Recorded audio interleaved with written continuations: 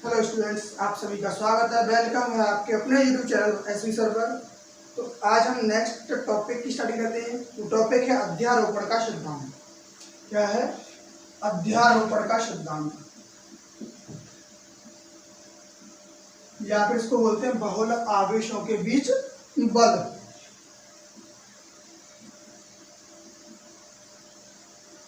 अध्यारोपण का सिद्धांत, या फिर क्या बोलेंगे इसको, बहुल आवेशों के बीच बल। देखो ये क्या होता है कि अगर मैंने ये मान लिया मेरे पास एक कोई क्यू चार्ज है, तो इस पर एक यहाँ पे Q1 चार्ज लग रहा है, यहाँ पे Q2 चार्ज लग रहा है, यहाँ पे Q3 चार्ज लग रहा है, आवेश लग रहा है। ठीक है, ऐसे ही कहाँ पर लगे हुए हैं? N आवेश लगे हुए हैं इसके चारों ओर। यानी कि इसको क्या बोलोगे कि किसी आवेश पर अनेक आवेशों के द्वारा कोई न कोई बल लगाया जा रहा है, लेकिन हर एक जो बल होगा वो खुद में किसी भी चार्ज से परिवर्तित नहीं होगा। ठीक, मान लो ये क्या है, एक R1 डिस्टेंस है, ये R2 डिस्टेंस है, R3 और ये R है। यहाँ पे फोर्स लग रहा है F1, F2, F3 और ये लग रहा है Fn। बात क्लियर है? इसके अंदर लिखोगे सिद्धांत क्या होता है, पहले उसको समझो। देखो क्या है, एक आवेश है, उसके चारों कई सारे आवेश लगे हुए हैं। एक आवेश है, उसके चारों कई आवेश लगे हुए हैं, और उनके बीच में बल भी लगा हुआ है, कई प्रकार का बल लगा हुआ है। इसी को हम बोलते हैं, क्या बोले, किसी एक आवेश के चारों ओर अनेक आवेश बल लगा रहे हैं, तो उनके अलग अलग बलों का सदस्य बीजगणितीय योग जो होता है वो कुल आवेश के बराबर होता है। इसको क्या बोलेंगे? अध्यारोपण का सिद्धांत बोलते हैं।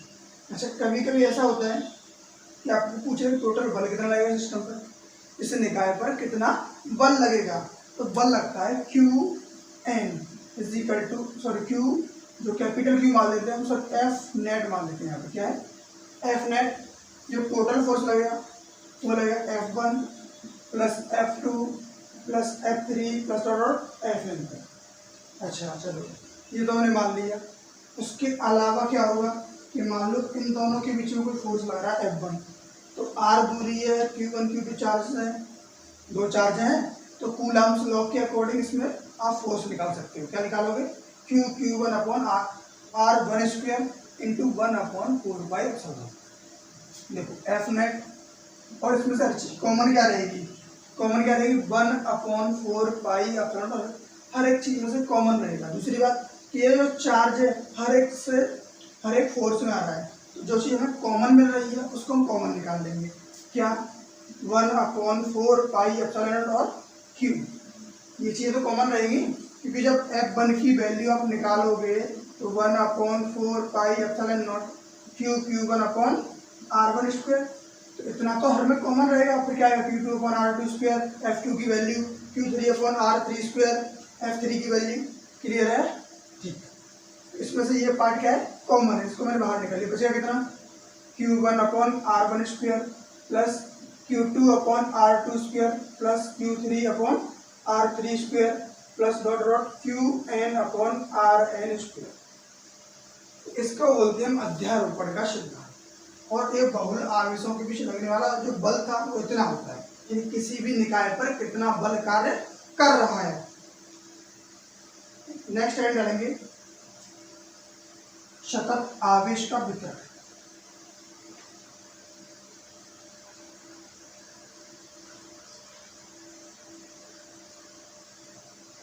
नेक्स्ट स्टडी क्या रहेगी? सतत आवेश का वितरण। आवेश को आप किस तरीके से बांट रहे हो? सतत मतलब एक समान रूप से किसी भी वस्तु पर जो आवेश का बंटना होगा उसको हम क्या बोलेंगे? सतत आवेश वितरण बोलेंगे। सतत आवेश वितरण,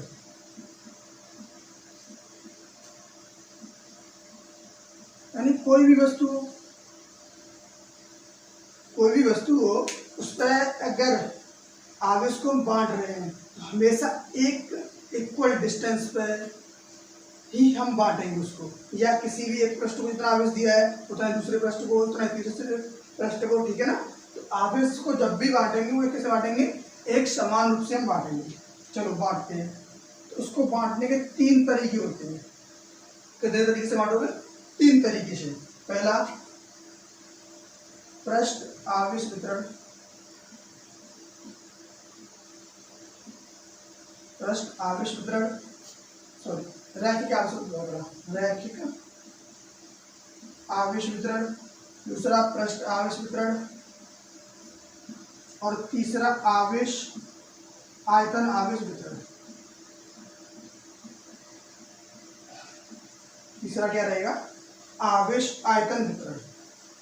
तो रैखिक आवेश वितरण मतलब, रैखिक मतलब होता है कि एक लंबाई के अनुदिशी कोई चीज बांटी जाए। जैसे मान लिया कि मेरे पास एक एल लंबाई की कोई वस्तु है जिस पर मान लीजिए हमने समान रूप से चार्ज कर दिया, उसको आवेशित कर दिया,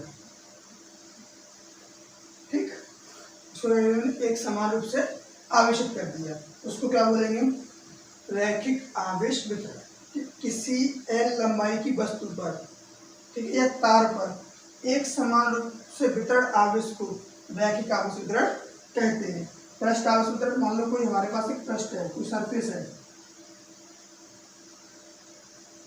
ये लिया, इस पर एक चार्ज को एक तरीके से डिस्ट्रीब्यूट कर दिया,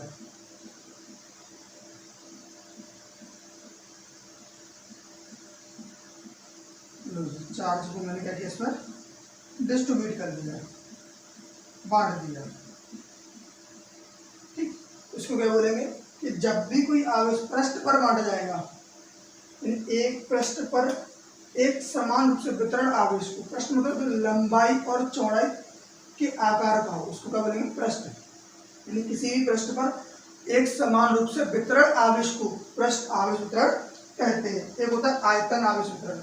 आयतन कैसा होगा? कुछ इस तरीके का बॉक्स, इसमें लंबाई चौड़ाई ऊंचाई तीनों हो, इसको चार्ज बांट दो।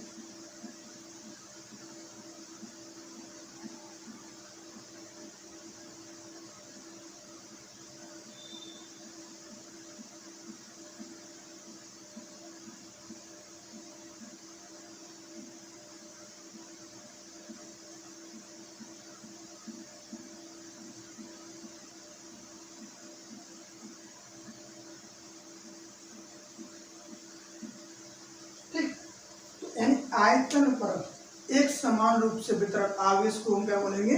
आयतन आवेश वितरण बोलेंगे। ये तो इनकी डेफिनेशन हो गई। इसके अलावा एक और चीज पूछी जाएगी आपको, वो पूछा था घनत्व का, रैखिक आवेश घनत्व, रैखिक आवेश घनत्व। अब तक देखो हमने क्या बताया कि वितरण पढ़ाया कि आवेश को किस तरीके से हम बांट सकते हैं, कि लंबाई पे किस तरीके से आवेश बढ़ा, एक समान रूप से बांट दिया। अब ये नहीं पता पड़ा हमने बांटा कितना, तो जब भी आपको बांटने की बात की जाएगी तो वहां निकालोगे उसका घनत्व कि कितना हमने बांट दिया उस पर, ठीक है। इसको बोलेंगे फिर पृष्ठ आवेश घनत्व,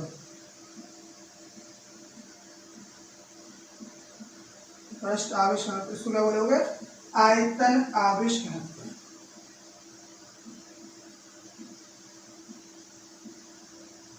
मैंने मान लिया इस तार की लंबाई क्या थी? L, इस पृष्ठ का क्षेत्रफल था A, इस बॉक्स का जो आयतन था वो कितना है? B। तो मान लिया कि इसके जो रैखिक पृष्ठ आवेश घनत्व वो तो क्या होता है? लैम्बडा। तो लैम्बडा इज इक्वल टू होगा Q/L। इसका मीन्स क्या हुआ कि अगर मैंने L की वैल्यू 1 रख दी, 1 मीटर के लेंथ वायर पर, 1 मीटर के लंबे तार पर Q आवेश रखा हुआ है, तो किसके बराबर आएगा?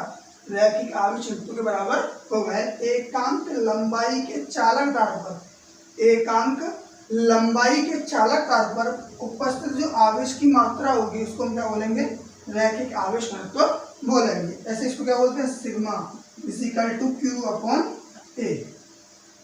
यदि ए की वैल्यू में रख दो तो यानी एकांक पृष्ठीय क्षेत्रफल पर उपस्थित जो भी आवेश की मात्रा होगी उसको बोलेंगे पृष्ठ आवेश घनत्व। तीसरा होता है रो इज इक्वल टू Q/V, ठीक, Q/V। इसका मतलब क्या है? एकांक आयतन में जो कुछ भी आवेश की मात्रा उपस्थित होगी उसको हम बोलेंगे आयतन आवेश घनत्व। अच्छा, इनके फॉर्मूले, इसका जो यूनिट होगा, मात्रक होगा, वो होता है कूलम बटे मीटर, क्योंकि आवेश का मात्रक क्या होता है? कूलम, और लंबाई का मात्रक मीटर। इसका कूलम बटे मीटर स्क्वायर, इसका कूलम बटे मीटर क्यूब। अच्छा, इसकी विमा पूछ ले तो विमा क्या होगी? आवेश की 18 और इसकी मीटर, यानी L को ऊपर लेके जाओगे, A L की पावर -1 और 18, देखो आवेश की तो 80 ही रहेगी, आवेश के ऊपर क्या रहेगी 80 और क्षेत्रफल क्या रहेगी L2। इसको ऊपर लेके जाओगे तो माइनस की पावर हो जाएगी। ऐसे इसको क्या करोगे L3 माइनस जाएगा तो ऊपर जाएगा -3 80। ये क्या होगा इसकी ये इसकी दिमाग हो गई। क्लियर है? चलिए नोट किए इसका स्क्रीनशॉट ले लीजिए। देखो देखिए अब नेक्स्ट पढ़ेंगे हम वैद्युत क्षेत्र। वैद्युत क्षेत्र क्या होता है? वैद्युत क्षेत्र ऐसे मान लो कि ये मेरे पास एक चार्ज है Q और तो इसके चारों ओर का कुछ ना कुछ एक एरिया होगा। क्या होगा? इसका एरिया होगा। तो इस एरिया होगा जहां तक इसका, उसी को हम क्या बोलेंगे इसका क्षेत्र बोलते हैं। किसी भी आवेश के चारों ओर का वह क्षेत्र। और क्षेत्र को पहचानोगे कैसे? कि मान लो मैंने यहाँ पर कोई क्या रख दिया टेस्ट चार्ज। टेस्ट चार्ज मतलब जिसका खुद का कोई आवेश ही ना हो, वो बिल्कुल ना के बराबर रहे। वो सिर्फ क्या बताएगा जहाँ पे आएगा तो उसको एक बल का अनुभव होगा कि या तो उसको कोई खींच रहा है या उसको धक्का दे रहा है। वो कैसे पता पड़ेगा कि यहाँ पे अगर पॉजिटिव चार्ज है तो इसको दूर भगाएगा, क्योंकि टेस्ट चार्ज हमेशा पॉजिटिव ही मानेंगे, और यह नेगेटिव चार्ज होगा तो उसको अपनी ओर खींचेगा। ठीक है? यानी किसी भी आवेश के चारों ओर का वह क्षेत्र जहाँ पर परीक्षण आवेश को लाने पर वह वैद्युत बल का अनुभव करता है, वैद्युत क्षेत्र कहलाता है। बात क्लियर है? कि किसी भी आवेश के चारों ओर का वह क्षेत्र जहाँ पर किसी परीक्षण आवेश को लाने पर वह वैद्युत बल का अनुभव करता है, वैद्युत क्षेत्र कहलाता है। नेक्स्ट वैद्युत क्षेत्र रेखाएं। वैद्युत क्षेत्र रेखाएं। अच्छा वैद्युत क्षेत्र रेखाएं क्या होती है? देखो जब भी आपने देखा हो कुछ ऐसे कर्व से बने हुए देखे होंगे आपने। किस तरीके के? मान लिया यहाँ पर पॉजिटिव चार्ज है, यहाँ पर नेगेटिव चार्ज है, इस तरह का सिस्टम रखा हुआ है। तो ये इस तरीके से जाती है, ऐसे दिखता है कुछ। देखा होगा आपने शायद।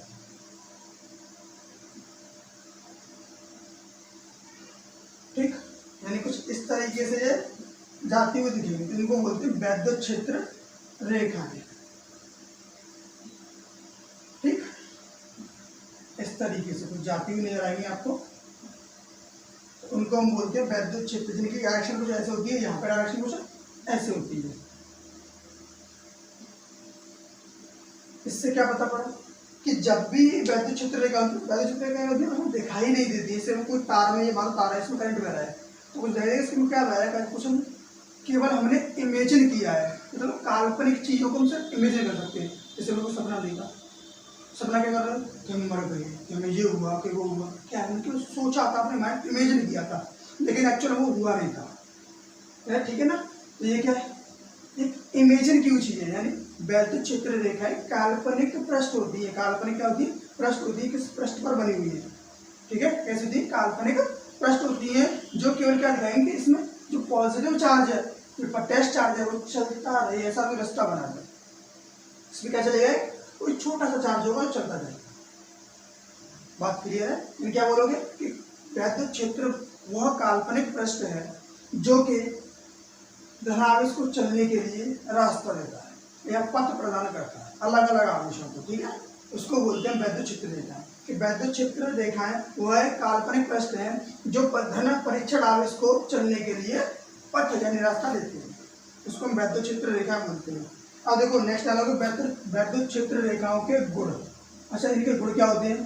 देखो पहला गुण तो यही है कि ये जो है देखो निकलती हुई कैसे जाएगी, कि ये हमेशा पॉजिटिव से निकलती हुई दिखाई देती है और नेगेटिव से अंदर की ओर प्रवेश करती हुई दिखाई देती है। बाहर की ओर इनकी डायरेक्शन कैसी होगी? पॉजिटिव टू नेगेटिव, यानी कि वैद्युत बल रेखाओं की दिशा बाहर की ओर धनावेश से ऋणावेश की ओर होती है। फर्स्ट पॉइंट हो गया। सेकंड पॉइंट, वैद्युत बल रेखाओं की दिशा अंदर की ओर माइनस से प्लस की ओर होती है। वैद्युत बल रेखाएं कभी भी एक दूसरे को नहीं काटती हैं, और अगर काटेंगी तो होगा क्या? तो ये एक ही पॉइंट पे दो डायरेक्शनों को डिनोट करेंगी। इसकी डायरेक्शन कुछ ऐसे जा रही होगी, इसकी डायरेक्शन कुछ ऐसे जा रही होगी। इसमें करंट ऐसे, इसमें करंट ऐसे जा रहा है, तो ऐसा कभी पॉसिबल ही नहीं हो सकता। इसीलिए ये वैद्युत बल रेखा कभी एक दूसरे को नहीं काटेगी। 3 पॉइंट हो गए। और एक चीज और कि अगर यहाँ पे हाई इलेक्ट्रिक फील्ड होता तो ये वैद्युत बल रेखा बहुत पास पास होती है। अगर प्रबल वैद्युत क्षेत्र होगा तो वैद्युत बल रेखाएं बहुत पास होती हैं, और तथा अगर दुर्बल वैद्युत क्षेत्र है तो वहाँ वैद्युत बल रेखाएं बहुत ही दूर होती हैं। ठीक है, ये बात क्लियर है। तो ये वैद्युत बल रेखाओं के गुण होते हैं।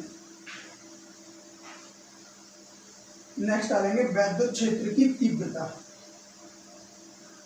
वैद्युत क्षेत्र की तीव्रता,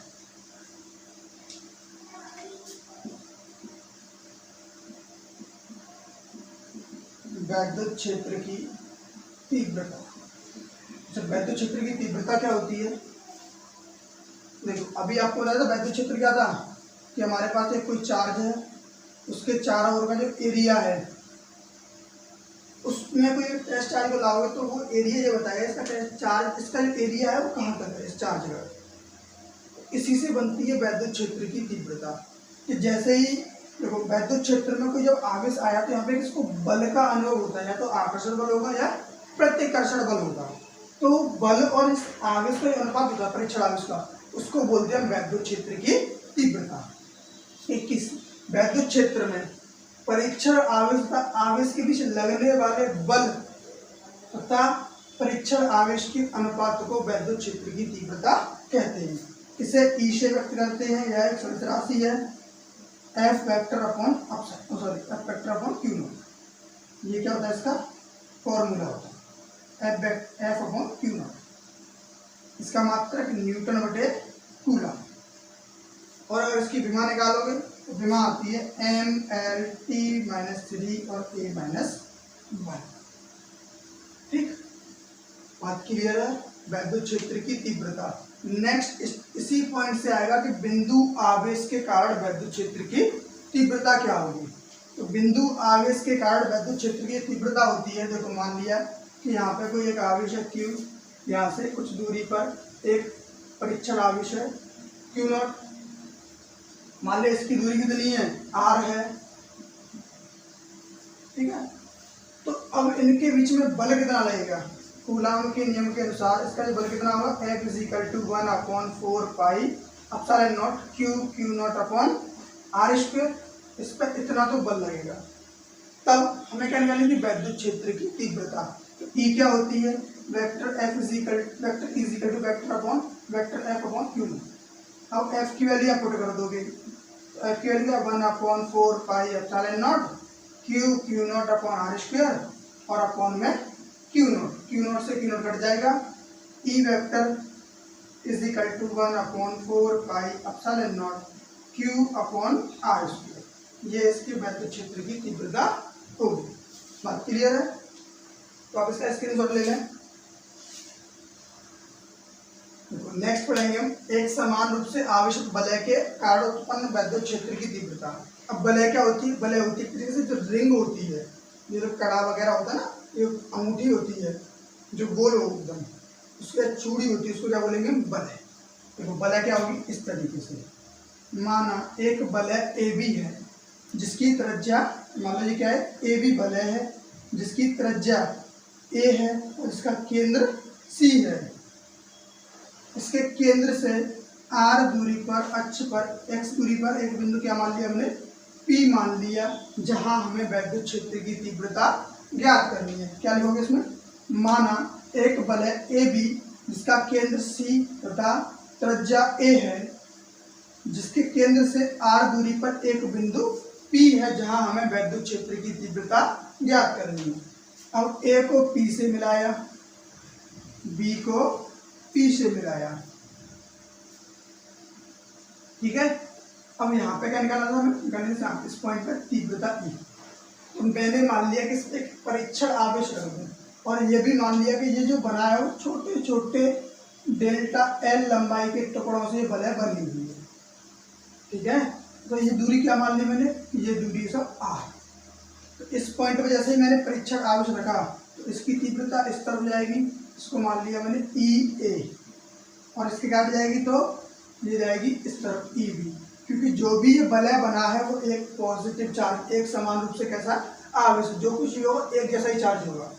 तो अब इसके कंपोनेंट ब्रेक करते हैं। ये क्या होगा, एक तो जो ये मान लिया कि यहाँ पे है इसकी फाइनल तीव्रता ई।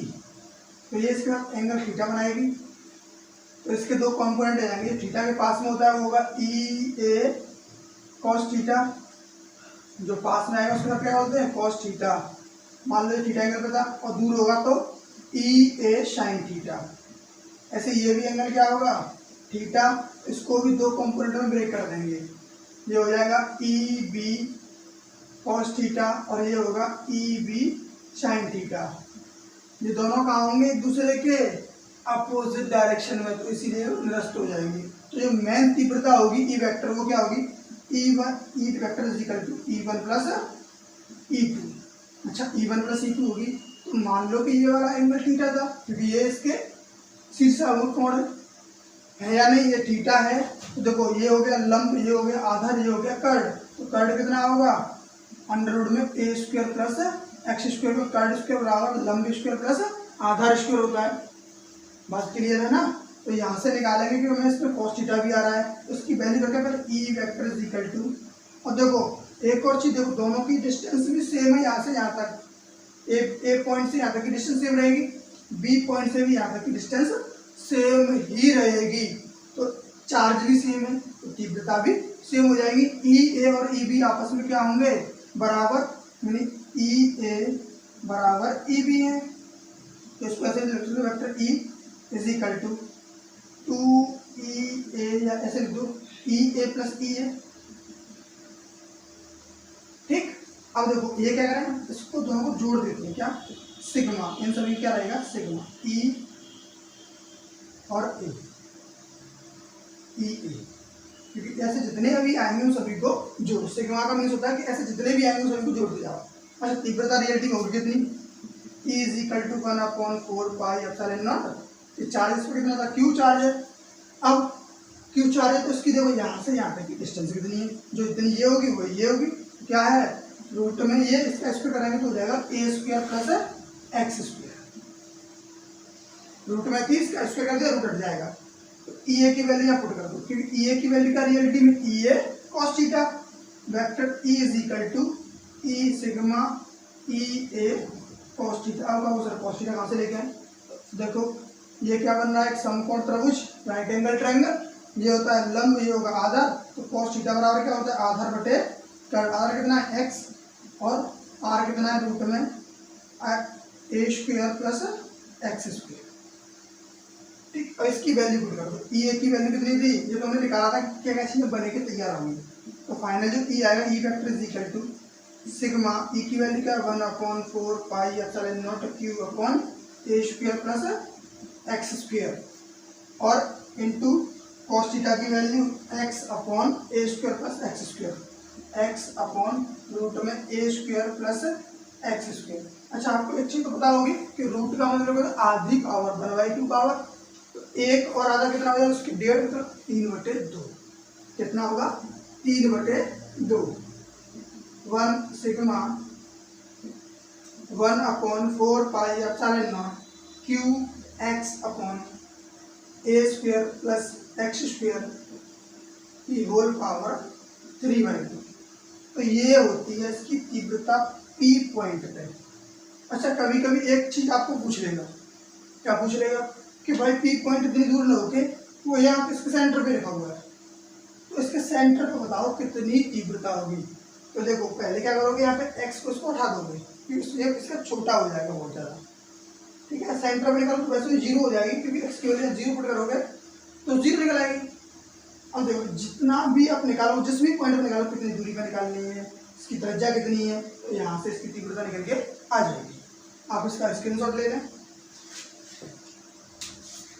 तो नेक्स्ट है वैद्युत द्विध्रुव। वैद्युत द्विध्रुव, वैद्युत द्विध्रुव क्या होता है, वैद्युत द्विध्रुव एक निकाय होता है, और निकाय कैसा होता है कि जिसका एक तो माइनस क्यू आवेश होगा, एक प्लस क्यू आवेश होगा। अच्छा क्यू क्यू क्यों लिया, Q1 Q2 क्यों लिया, क्यू नहीं लिया, तो Q1 इसीलिए क्यू और क्यू इसीलिए लिया तो यहाँ पे इक्वल अमाउंट के चार्ज होने चाहिए। डिफरेंट अमाउंट के चार्ज होंगे, अलग अलग माप के चार्ज होंगे तो उनको हम नहीं ले सकते, उससे कोई एक द्विध्रुव नहीं बनेगा। ठीक है, और इनके बीच की बहुत छोटी सी दूरी होती है 2 है। बहुत छोटी दूरी क्या होती है 2l। इसको क्या बोलेंगे हम, बहुत छोटी दूरी है 2l, इसको बोलते हैं अल्प दूरी, यानी बहुत ही छोटी, सबसे कम दूरी। बात क्लियर है। तो इस तरीके से जो निकाय बनता है तो क्या बोलोगे, देखो कि साइन चेंज है और परिणाम समान, तो समान परिणाम के दो आवेश, समान परिणाम के दो आवेश परंतु चिन्ह विपरीत हो, एक दूसरे से 2l दूरी पर रखे हैं, इस प्रकार बने निकाय को हम क्या बोलते हैं, द्विध्रुव बोलते हैं या वैद्युत बोलते हैं। ठीक है, नेक्स्ट होता है वैद्युत आघूर्ण। वैद्युत आघूर्ण, अच्छा वैद्युत आघूर्ण क्या होता है, देखो इसी चीज से बन के मिला है कि कोई भी इसका एक चार्ज ले लें, वैद्युत में से हम कोई सा एक चार्ज ले लें और इसके जो बीच की दूरी है उसका मल्टीप्लाई कर दें, जो हमें प्राप्त होगा उसको क्या बोलेंगे, वैद्युत आघूर्ण बोलेंगे। तो वैद्युत आघूर्ण में परिभाषा क्या लिखोगे आप कि वैद्युत में लगे आवेश तथा उसके बीच की दूरी के गुणनफल को वैद्युत आघूर्ण कहते हैं। इसको हम पी से व्यक्त करते हैं, यह एक सदिश राशि है, P = Q × 2m होता है। इसका मात्रक कूलाम × मीटर होगा। ठीक है, इसकी विमा LTA होती है। और याद रखना फिजिक्स में द्विध्रुव की जो दिशा होती है वो माइनस से प्लस की ओर होती है, लेकिन केमिस्ट्री में देखोगे तो प्लस से माइनस की ओर होती है, क्योंकि केमिस्ट्री में जब भी आप कोई भी कंपाउंड बनाओगे, जैसे मैंने हाइड्रोजन लिया और Cl लिया, तो इस पर क्या होता है पॉजिटिव चार्ज, इस पर नेगेटिव चार्ज, कंबाइंड होकर क्या बना HCl, ये भी तो एक द्विध्रुव ही है या नहीं। इसमें केमिस्ट्री होगी तो इसको पहले लिखेंगे, इसको बाद में लिखेंगे। तो इसकी डायरेक्शन कैसी, पॉजिटिव टू नेगेटिव। और अगर आपको ये लग रहा हो कि मैं थोड़ा स्पीड से पढ़ा रहा हूँ तो आप वीडियो को बैक करें और उसको दोबारा से सुनें, क्योंकि अगर मैं यहाँ पर टाइम लूँगा तो कुछ बच्चे ऐसे होते हैं जो कि बहुत जल्दी कैप्चर कर लेते हैं अपनी चीज़ों को, लेकिन कुछ बच्चे बहुत स्लो होते हैं, उनको आप पीछे दोबारा से उसको देखो, ठीक है ना, दोबारा से देखो तो वहाँ पे आपका पॉइंट क्लियर हो जाएगा। अगर आपको कोई दिक्कत है, प्रॉब्लम है, आप कमेंट करके हमें बता सकते हैं। ठीक, और अगर आपको और कोई क्वेरी है तो आप इंस्टाग्राम पे हमें मैसेज कर सकते हैं, SB स्टडी क्लासेस।